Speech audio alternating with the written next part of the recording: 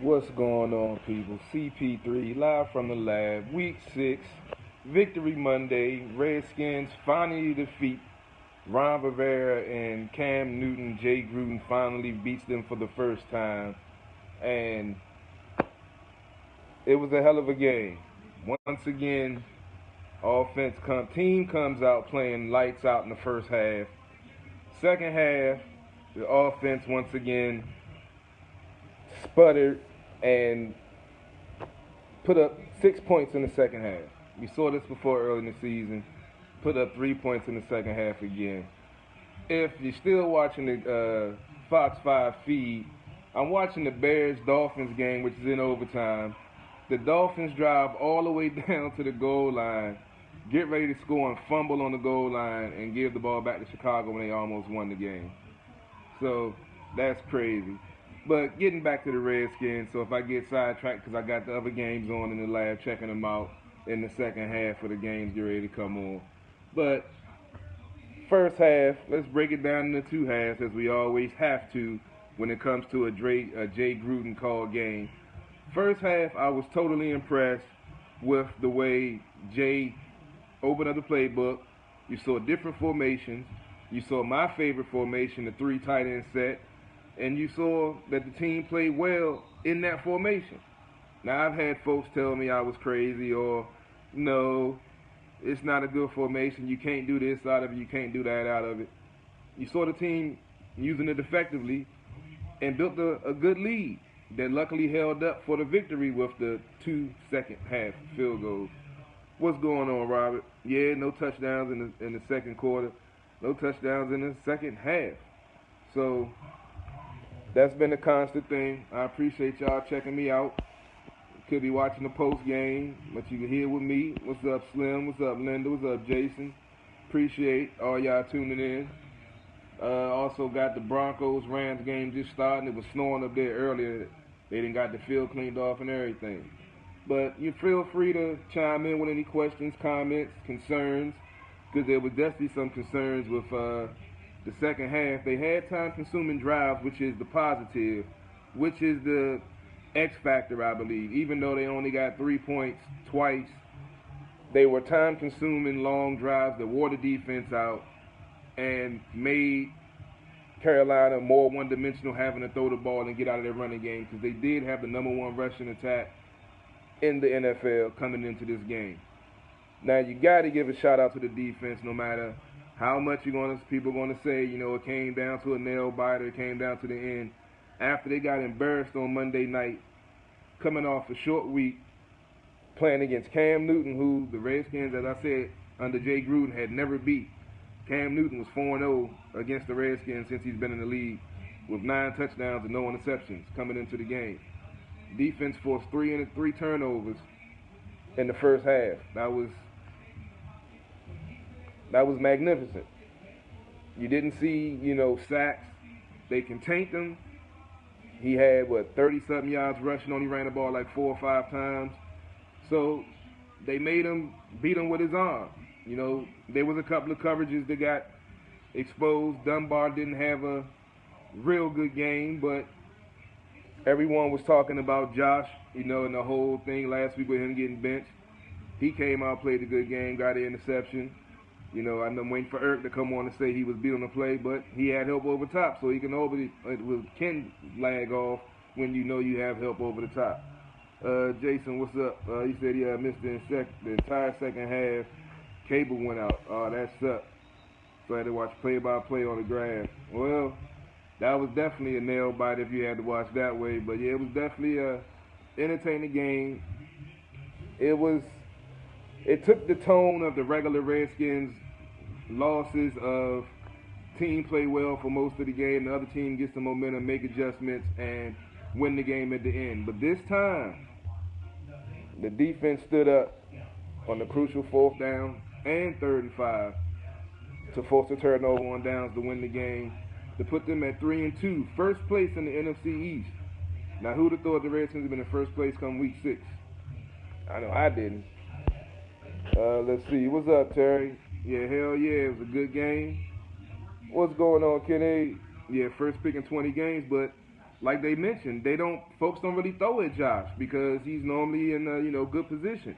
When they're playing zone and he's in the trail position and they're running crossing routes, yeah, you'll see him get exposed because he's not a good zone cover guy. He's more of a man up guy. So when he's able to play man, he's good. But then when he's playing man, they don't throw at him. You saw like the announcer was saying, Charles Davis, I'm normally not a fan of his, but he made some great points.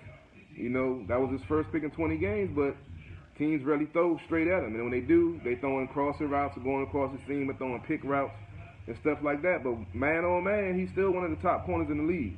That's why when we run more zone, he looks like he's getting exposed and all the chatter about he's a bum and he's overpaid, yada, yada, yada. Man had 2 forced turnovers this game, an interception and a forced fumble. I mean, that should speak for it right there. Let's see, a win is a win, but need to finish drives. Yeah, Brian, I totally agree. That was one of my keys to victory. They did it in the first quarter. Got into the red zone, scored touchdowns. I was feeling good. Next thing you know, the next 3, all field goals. So it's a growing progress and process, and there's always next week. There's always can improve. Go back, practice, try it again.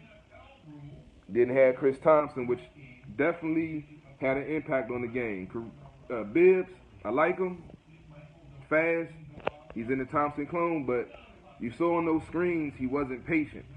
He had blockers and everything, but because he was so fast trying to get to the secondary and get to the next level, he wasn't allowing those blocks to set up. So that's why you notice, Eric, they weren't really calling that many screens in the second half because when they were calling them, Bibbs was kind of screwing him up because he wasn't being patient with the blocks and everything. And you don't want him throwing screens to Peterson because that puts him out in open space exposed. You don't want that. You want Peterson doing what he was doing, running the ball, running people over, cut back, jump step, and hit the secondary and run some more people over. Robbie, I just saw they missed the field goal in the Miami game. That's been a crazy game over in London, man. That's been a wild game. I've been watching that game while I've been watching the Redskins game, too. Brian said Hopkins needs to get more love, by the way. Oh, bruh. I've seen so much trash talk about Hopkins, and I've always said the kid is, decent. He missed some. He makes a majority of them. But he kicks the ball out the end zone on kickoffs. That's what we were missing when they had Kyle Forbath. Now they got Hopkins, Then he hit 56 today. He's been pretty good all season. And folks still want to throw him under the bus. I totally agree with you, Brian. I see nothing wrong with Hopkins. Sometimes it takes, you got to have patience. That's how it goes sometimes. Now getting back to the first half. Feel free, any more questions? Eric, if you want to come on, feel free. I know you got some trash to talk. But once again, we run into the same problem, though. The tale of two halves. Just like every week in, week out, there's a tale of two teams. Last week, they looked like they didn't belong on the pro field. This week, they look like a legitimate first-place NFC East team. Same thing with the offense. First quarter, I say for the most part, first half, they got held to a field goal in the second quarter, but they were moving the ball. They were keeping it loose. They was 45% on third down conversions in the first half. And they didn't really have any penalties. The ones they did have, the holding calls when Peterson did actually get loose, did suck. And it did suck that they didn't see the holding calls on Carolina when they were holding Kerrigan and Preston Smith. But that's week in, week out. We see it. They see it.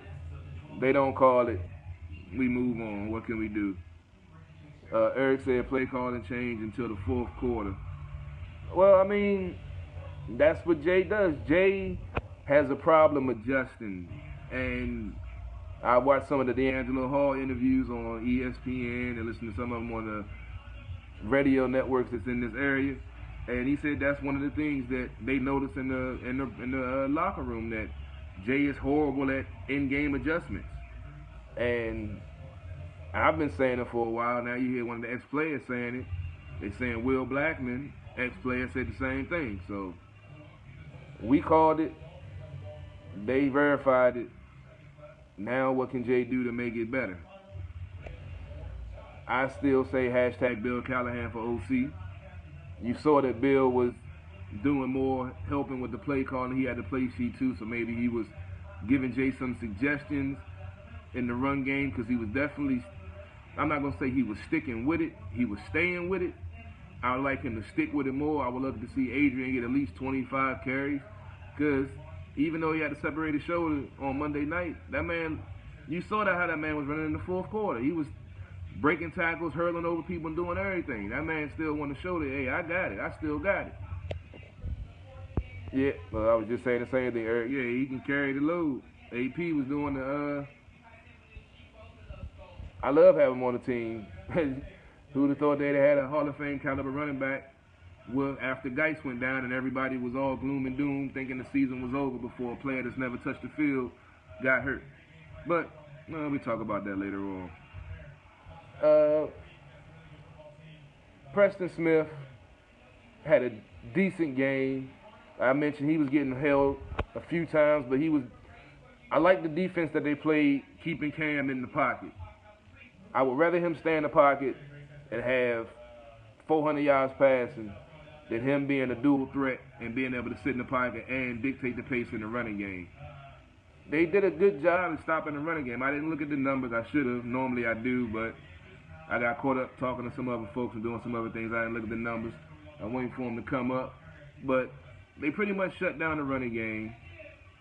You know, Torrey Smith had a little spell in the fourth quarter to get that touchdown for him. But for the most part, the defense played solidly. The defense played lights out compared to the blown coverage debacle from Monday night, where it's like they was just letting folks run free. This week, they contained. They kept one of the most elusive running backs in the league right now. McCaffrey kept him under lock pretty much, and kept Cam, pretty much contained. You can't really get mad at that. I mean, I know some folks say they want more sacks, and I mean, you got 3 turnovers in the first half. That's generated because of pressure. Team flowing to the ball, stripping the ball out.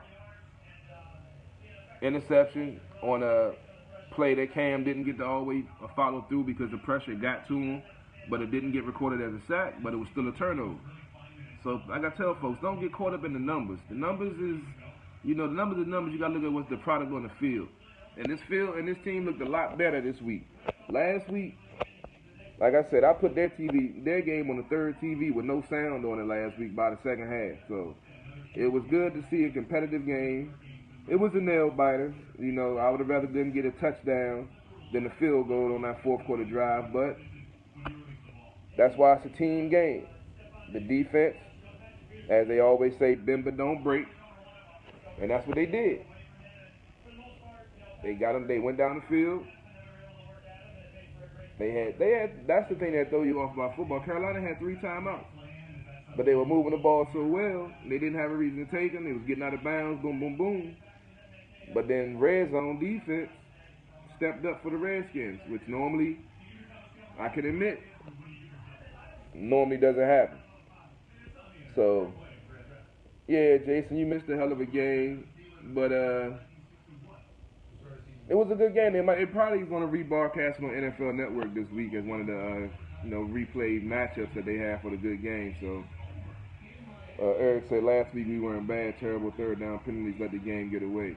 Eric, come on. That game last week was horrible. I've never seen the defense have so many blown assignments in one game, let alone one half, that they did against New Orleans. That defense hadn't looked that bad all season.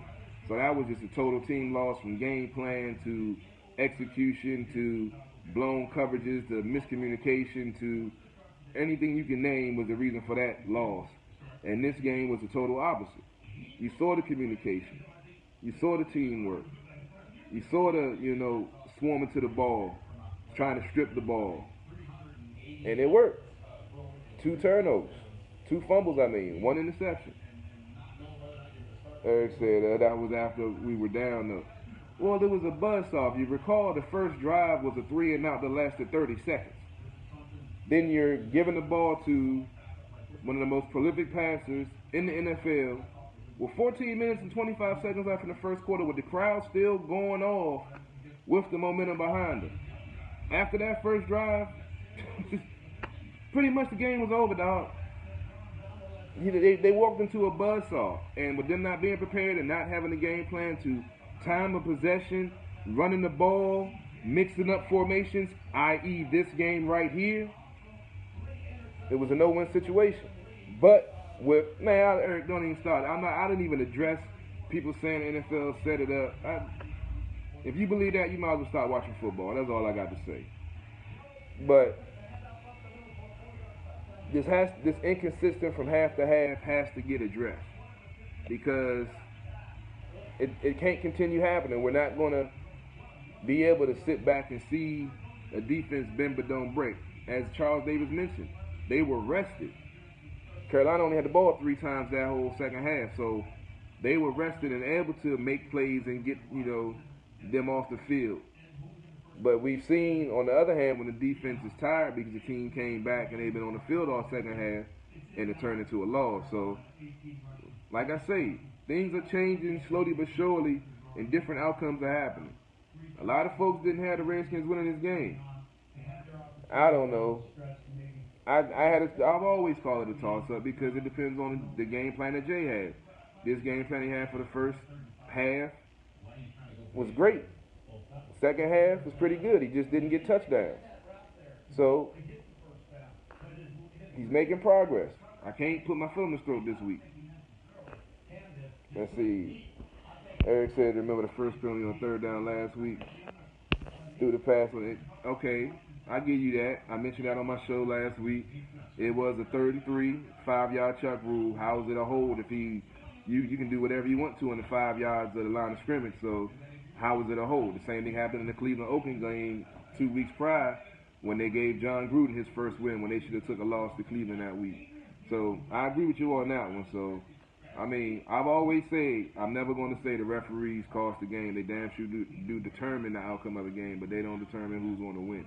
They make some bad calls. They make some good calls.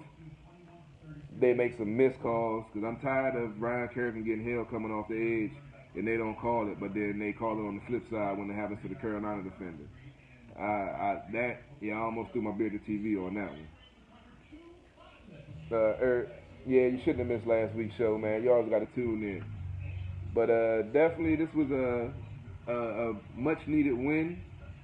Back in first place, 3-2. Now, let's talk about the second half. Time of possession was key. That's why I love that he stuck with the run. Because even though they didn't get a lot of points, they got points after long drives that took time off the clock, that wore down the defense, and that allowed them to dictate the pace of the game. And then when Carolina came out, they were in a more rush mode trying to make things happen. And that's why you saw some of the mistakes that they made, because they were behind the 8 ball trying to make up points. That drive that they have to make it a 3-point game, yes, impressive drive. Cam did his thing. But it didn't tie the game, and the Redskins still had the lead. They went down, they got a field goal, made it a 6-point game, so they had to get a touchdown to win. That's sometimes how it goes, baby. That's football. Let's see. Preston Lim needs to learn some pass rush moves. He just rushes straight up the field, no spin or swim or nothing. He's terrible. I can agree with that to an extent. He does have moves. I just think they need to start switching sides and moving them around along with Kerrigan.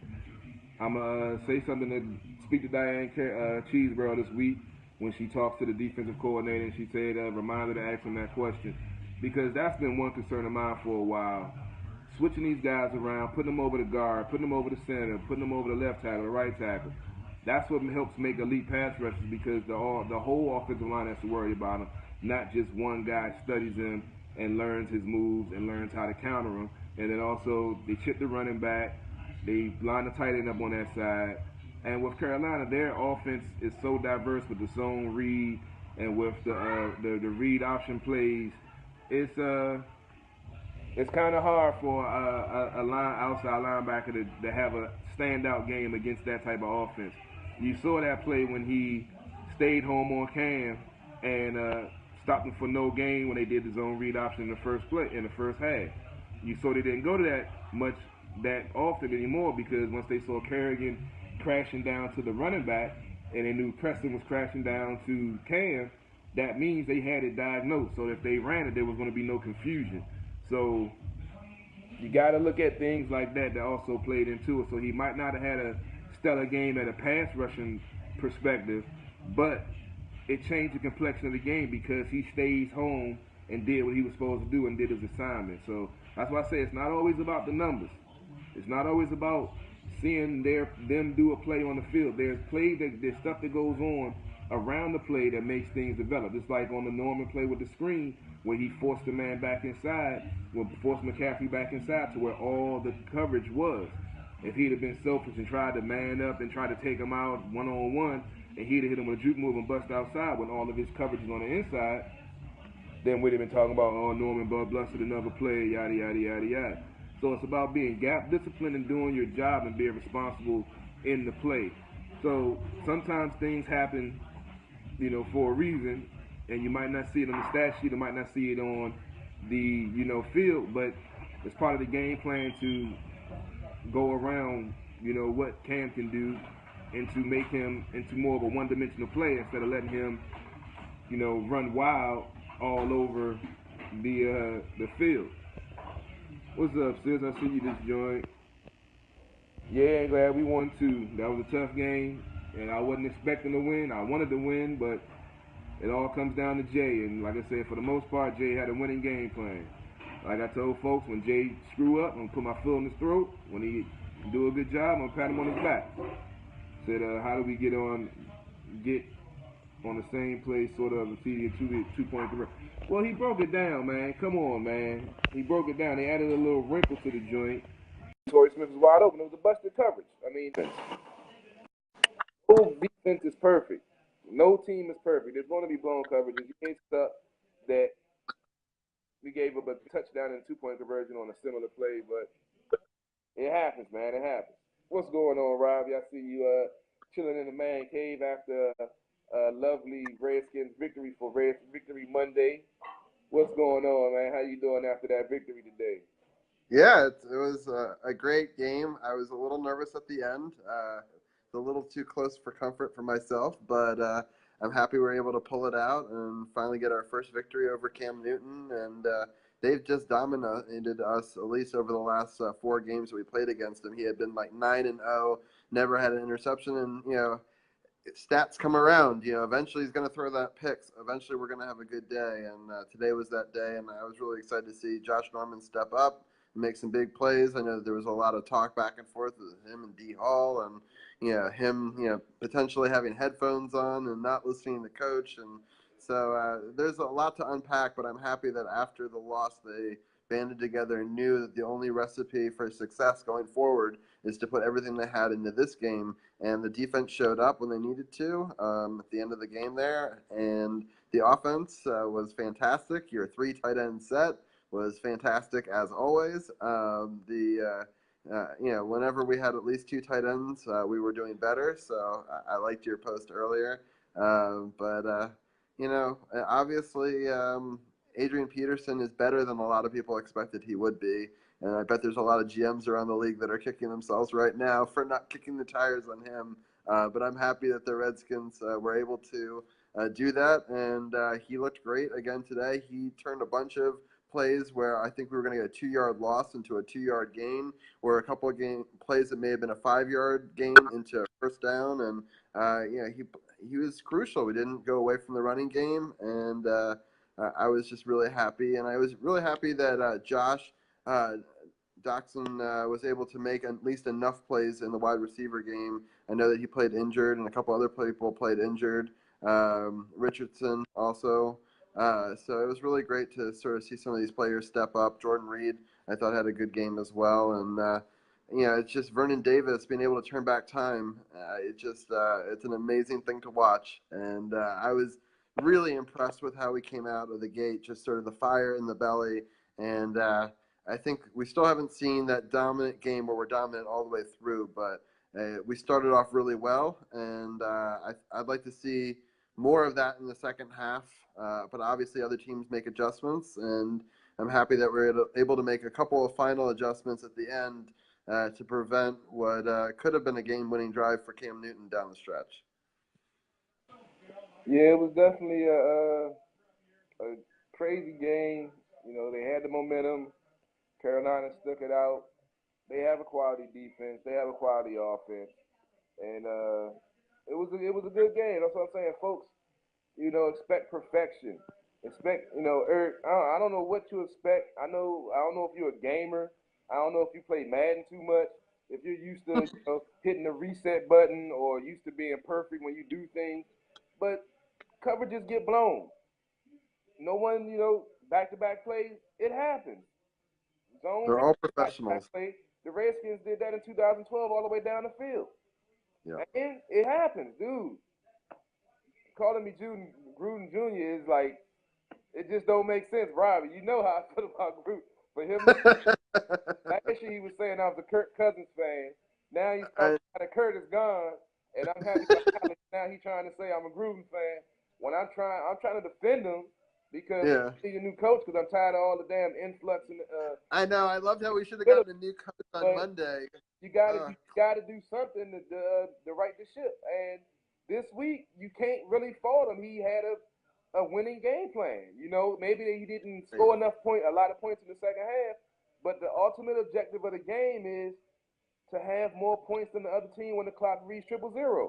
He did that. Get off his back. He won at home. Get off his back. I'm not gonna put my foot on his throat. I'm not gonna complain. They beat a winning team that is thought to be a Super Bowl contender. So instead of all the complaining, like y'all angry, typical fans, Eric, just want to complain, suck it up and enjoy a victory. Enjoy the team being able to say they won a game that they looked like they were going to lose, but they found the way to win. Get over it. We're on top of the division, Carol. Stop listening to 106.7. Get off the sports media bandwagon. Use your eyes. Stop listening to the BS. You tuning in to real sports talk here. Don't bring that BS sports media over here. We don't talk that over here. It's DC Sports without the politics. You call in the 106 and 7 with that crap.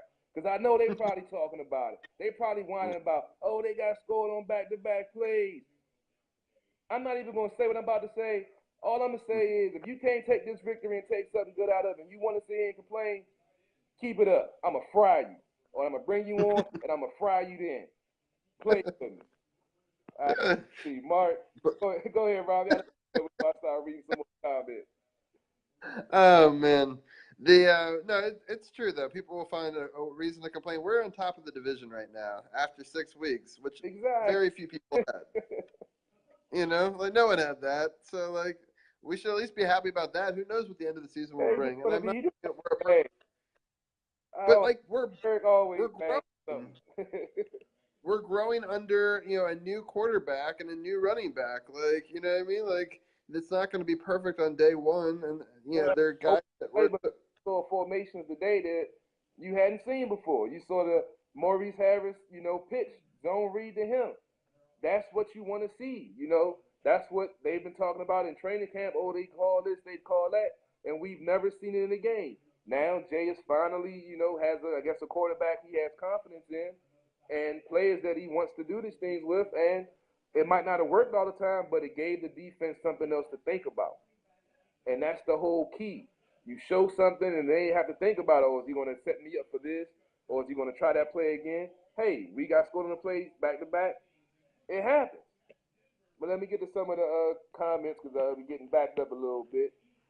Something else said, why did the corner? This is Mark. He said, why did the corners play 10 yards off the ball so much? You understand the coverages, but the defense has been doing this for years, and it kills us. That's just with the zone that they run sometimes. Like I was mentioning with the defensive line earlier, we were getting pressure in weeks 1 through 4. You saw less zone. But with Carolina's offense, and the way they, all the options that they have, they ran more zone because they were trying to get pressure with 5, sometimes 6. They dialed it back some when Carolina changed up what they were doing, when Cam started, trying to run more, when it wasn't just the zone read, when he was just straight taking off. because, as I mentioned, they had the zone read, diagnose, Kerrigan go to the running back, Preston Smith go to the quarterback.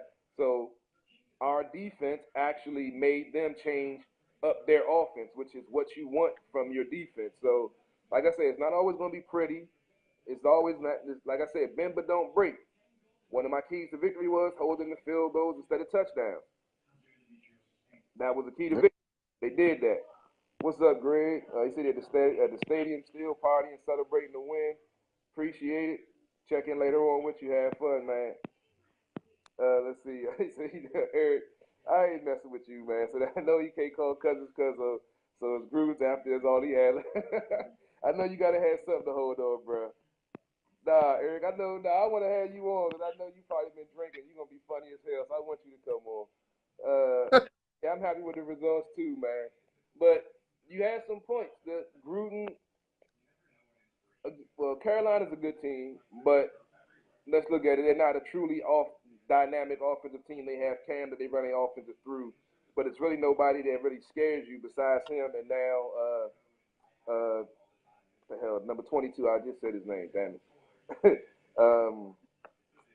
The little shifty dude. Shit, I can't even remember his name right now. But they really, and Austin was just coming back off an injury. That I think that definitely helped the Redskins because Austin always kills the Redskins down the seam. And being that this was his first game back, and the Redskins do have some linebackers and safeties that can cover better now, they were able to. He had some good catches. They tried to give him one when they had to actually go to the review of him. When clearly you could see he didn't get both feet in bounds with control of the ball, but the referee was determined that he scored, that he got the first down. But it was like I say, I'm not going to complain about it. I take an ugly victory over a pretty loss any day, and it wasn't pretty, but Jay did pretty much what we've asked him to do. Stuck with the run, mixed up the plays, got some guys, got the key playmakers the ball. Defense did what we wanted them to do, contain Cam. He didn't go off and have one of his regular against the Redskins games. I guess, I don't know why he played so well against the Redskins, but he does. But it was a team win. It wasn't as pretty as some of the other wins, but a win is a win. I'll take it. On the next week, Victory Monday, ready for Sports on the Hill podcast tomorrow night. Talk about it some more. Real quickly, Carol, I'm going to jump off in a second, but I just wanted to say I'm excited I am for our hockey talk at 7, and then the Wizards at 7:45, and the Redskins at 8 o'clock with you. It's going to be a fun show for sure on Victory Monday, and I'm going to go celebrate a little bit more, but I've been enjoying this. I'll keep on watching, and hopefully some of these other people will come on and be a part of your show too, because I think some of them can be pretty funny. And I don't know. I don't like what's going on in this Jacksonville-Dallas game. Dallas up 10-0 on Jacksonville in the first quarter. That wasn't my predicted. So yeah, I'm not too happy about that. Jacksonville got the ball. They moving the ball, but I was calling this a blowout because I didn't think the Cowboys was going to do nothing with the Jacksonville defense. But they got 10 points in the first quarter on them, so that's very interesting. I think I actually predicted Dallas winning this game. I have to go back and check, but I'll tell you, I'm sorry. All right. Never get him a victory, man. I don't know. No, I always bet for Dallas and against the Redskins, so that way I'm hoping the Redskins win. None of their games. I hope both teams lose whoever played. That's the way I look at it. I hope they lose. I still bet on them, so I win either way. There you go. Psychology part. Yeah, that's my dad's logic. He always taught me that. So I'm like, you always bet against your team and you bet, for your opponent. So anyway. All right, man. Well, I'll catch you tomorrow. Have a good rest of the show, and hail to the Redskins. All right, man. I'll let you later on. I probably won't stick around too long. I'm about to get into these second games because there's a lot of second game interesting matchup, and everybody else is partying right now and enjoying the victory. So I'll holler at you later on, man. Sounds good. Later. All right, later. Eric said that the linebackers kept Olsen in check. D-line held the line of scrimmage. Secondary didn't let anyone behind them. Kept us in the game. Amen, brother. It was definitely a vast contrast to Monday night because I don't know what kind of defense that was Monday, but it was definitely good to see them bounce back. You saw some pride out there. You saw them, want to play well. That first half, they was just hungry for the ball. They were just swarming to the ball. And we've seen in the past where they get a fumble, but they won't recover. We saw it in the Saints game. They caused a fumble and couldn't recover it. And we've seen the ball batted and not turned over for an interception. They did that, took advantage, got points, and as I said, they have more points than the other team when the clock read 0-0. That's all that really matters in football. So he said, Eric said he told us the NFL set us up. That's what happened last week. He don't even count it for real. Hey, man, whatever you got to do, man, I just chalk it up as every team has a bad game each year that they throw out. That was the Redskins game to throw out. But I'm about to get out of here. I got some things to do. Get ready for the show tomorrow night. Make sure you tune in. 7 o'clock, starting with Hockey Talk. Capitals Talk as usual. We talk a little Wizards preview up until 8. We talk Redskins after that. Call in, comment. Do what you do. Appreciate the love and support. Oh, Eric, upsets in college, man. You know I don't watch college football. We might talk some college football in the second half after we talk Redskins. If y'all want to talk college, Robbie's a big college fan, so I know he was definitely watching yesterday. You should have said something when Robbie was on. Eric, he's a college guy. But definitely, I mentioned something to him about tomorrow. We probably talk some college in the first half or the second half of the show. We put the link out tomorrow and let you know. All right, Eric, I'll let you later on. Appreciate y'all tuning in. Y'all can go ahead and check out those other post-game shows. I'll let you enjoy the, celebrations. I'm about to go crack me another brew myself. Y'all be safe, be blessed. Make sure you tune in tomorrow night. And appreciate all the love and support. Y'all be easy. CP3 out, live from the lab. Sports on the Hill podcast on True Radio Network. Later.